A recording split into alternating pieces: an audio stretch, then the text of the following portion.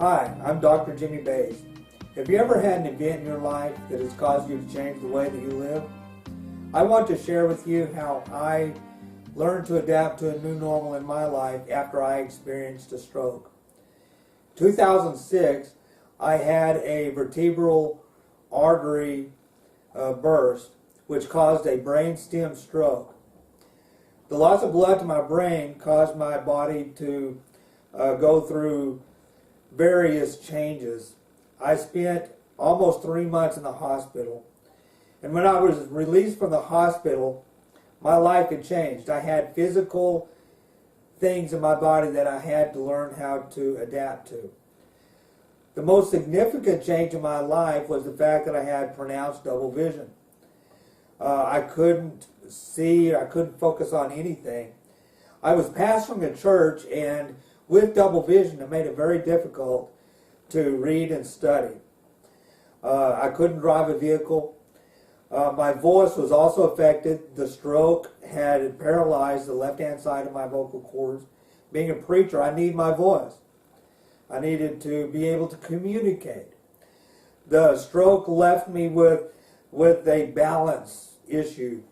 I'd always been very athletic and pretty good at balancing.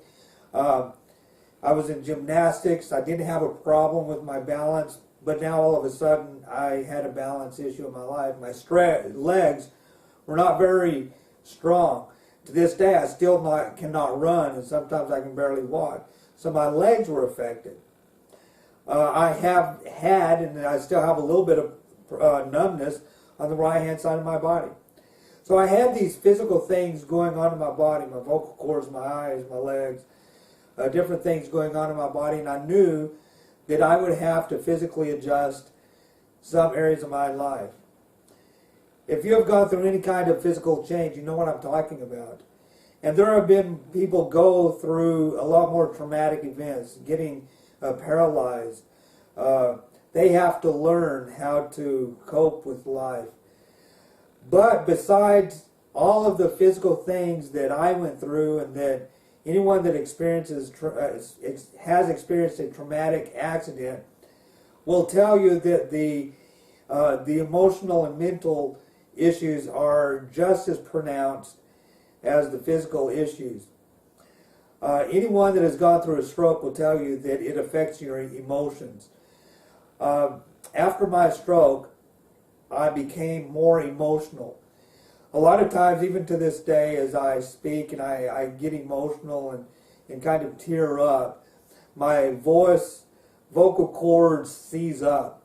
And my voice, when I get emotional, my voice, I can't hardly talk. The stroke caused me to worry more. I worry a lot more about things happening. It also affected my confidence, where before I didn't have a problem getting up in front of people and speaking, but the stroke caused everything to change. It caused my voice to change.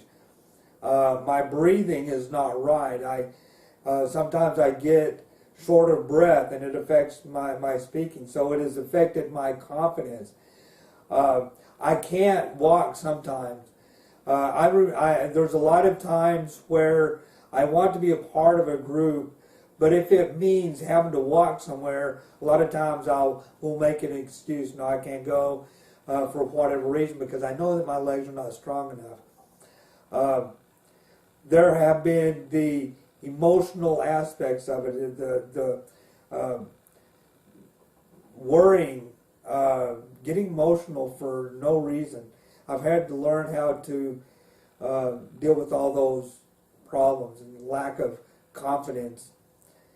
The thing that has helped me greater than anything is my family, but it affected them also. Events happen to a person, but they also happen to the family. And I remember my daughter was in 2nd grade when I had my stroke.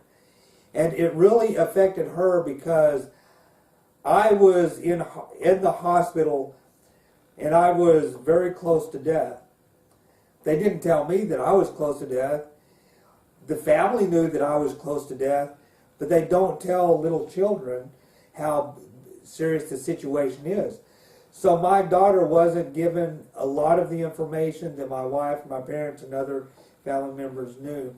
All my daughter knew is that I was real bad, and everybody was worried, and she could sense that. She tried to go back to school, but they would ask her, "How's your dad doing?" And she didn't know. They were not, all they were telling her was, "He's going to be fine, he's going to be okay." But she could sense that, you know, the worry and things that were going on. So it really affected her. It affected my wife, because now all of a sudden, you know, what's going to happen? Is he going to be able to come back and do anything? Am I going to be taking care of him the rest of his life? All these questions, unknowns. My parents were worried. My sister, different people, people close. Not only that, I was pastoring a church. People in the congregation that I was a pastor of were worried. They didn't know what was going to happen. So when a person goes through a traumatic event, not only them, but their circle of support, their sphere of influence, everybody is affected. How did I cope with my situation? And as a pastor, a lot of times I'm called upon to help other people through their traumatic events in their life. And I began looking at how I was able to go through this event that happened to me and come out on the other side. Sometimes, in a lot of ways, I'm even better than what happened than I was before the stroke. Looking back on it, I can see that I was prepared. Now, you can never totally 100% be prepared for a traumatic event. We never know if they're going to come. But I feel like the Lord had prepared me somewhat. I remember hearing a story a year or two before I had my aneurysm and stroke. I remember hearing a story of someone that had an aneurysm and it affected their life. And I remember thinking that time, that could be me. And I remember having the thought, I wouldn't be surprised if I had an aneurysm someday. And I don't know where that thought came from. I think the Lord was trying to prepare me for that possibility. So from that time until I actually had my aneurysm, in the back of my mind, somewhere deep, held down inside, I felt like there was a possibility at some time that I might have an aneurysm. So it didn't really surprise me when they told me you had an aneurysm. It didn't really surprise me. I had full confidence that I was going to recover. I was never scared. I was never in pain. If only I knew what the family was going through, I would have been more scared. But it was very traumatic. I believe that I was as prepared as anybody can be prepared. And I knew that whatever happened in my life, good or bad, I would always have faith in God and live my life as the best example that I could. I also look back at how I was able to make it through the stroke, and I think the single most important factor was my support group. I had an incredible support group. My wife, my mom and dad, they were very supportive. My sister was incredibly supportive. She got on the phone almost immediately, started calling prayer lines. Anybody that she could think of that was a praying person, she called and got me on prayer lists. I had a lot of people praying for me. My wife was there every step of the way. My mom and dad were supportive. I knew that whatever happened to me, that everything would be okay. At church, I had a lot of incredible people that stepped up, and people at church didn't miss a thing because people, I had good enough support that people stepped up and took care of things at church. I didn't have to worry about that. ultimately, I made it through because I put my hope and faith in God. I've always been a person of faith. I accepted the Lord at an early age in my life.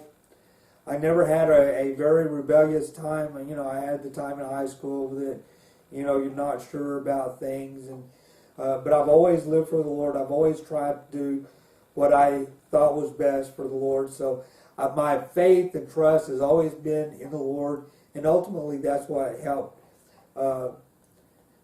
me through. But I think the last thing that helped me make it through is I began to prepare for life with the adjustments that I knew that I would have to make. It wasn't over. My life wasn't over. I still had a work to be done. I knew that God still had a calling on my life, which He does everybody. I knew that God had allowed me to go through this for a purpose, and I was anxious. I was wondering what would happen beyond this. At this time, it was a couple of years after my stroke. My wife was studying for her master's degree in special ed. She came across a degree, a doctoral degree, and I had a master's degree, but I'd always wanted to go on and get a PhD in something. And my wife, while she was studying for her master's degree, she came across this doctoral program in organizational leadership. She read what the degree was about and told me, "This looks just like you." So I looked at the program. I'd always been interested in leadership. They had a concentration through Regent University. They had a concentration of ecclesial leadership in their organizational leadership program. So I don't even know if I had the physical ability to do this. The stroke didn't affect my mind. Some people will argue that, but I felt like I could do it mentally. But I wasn't sure if I could do it physically. But I thought, well, I'll go ahead and apply to the program. If I'm accepted, I will go ahead and try that.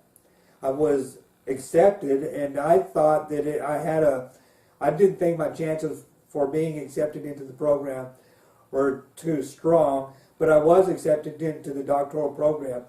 So I took that big step, and it took me about 5 years, but I finally finished in 2013 with my PhD in organizational leadership.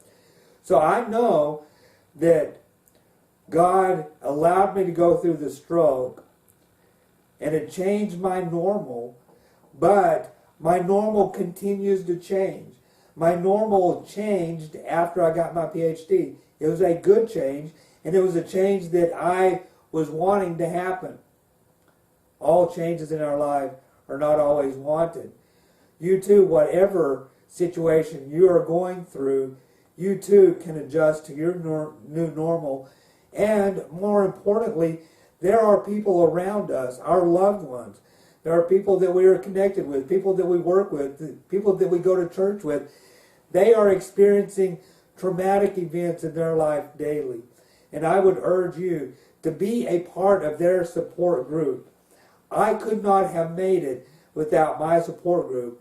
I like to support people who are going through changes in their life and be part of their support group.